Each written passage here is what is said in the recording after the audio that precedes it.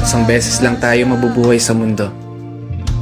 Kaya naman, dapat sulitin mo na ang bawat segundo nito.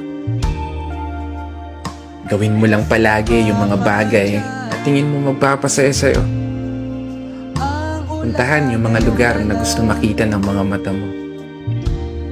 Kasi isang beses lang, oo, isang beses lang, tayo may pagkakataon dumaan sa kalsada ng buhay na hindi mo na mababalikan.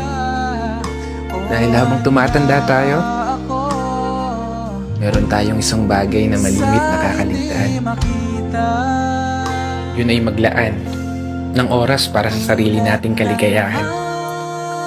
Kasi karamihan sa atin, puro trabaho na lamang nasa isip.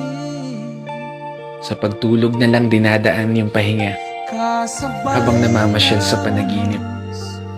At paggising, trabaho ulit hanggang sa hindi mo na magawang masulit kahit man lang saglit. Yung oras na kay bilis pumipihit. Pero hindi ko sinasabi na huwag ka na magtrabaho.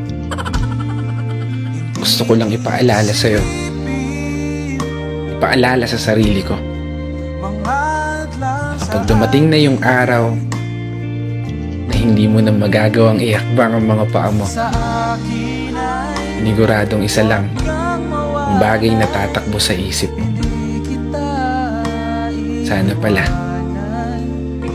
ginawa ko na yung mga bagay na gusto ko.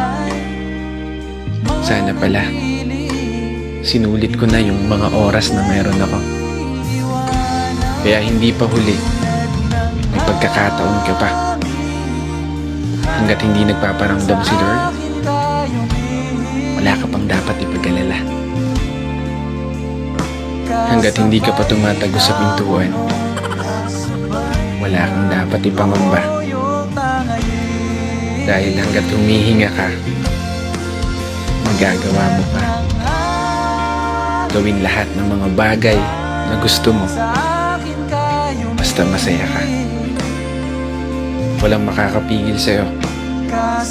Buhay mo yan. Kaya kung umabot ka hanggang dito at patuloy na nakikinig, maraming salamat. Dahil gaya mo, ginagawa ko lang din kung ano yung pangarap ko. Minsan ako masaya. Sa paraan na to, magawa kong may bahagi sa iba.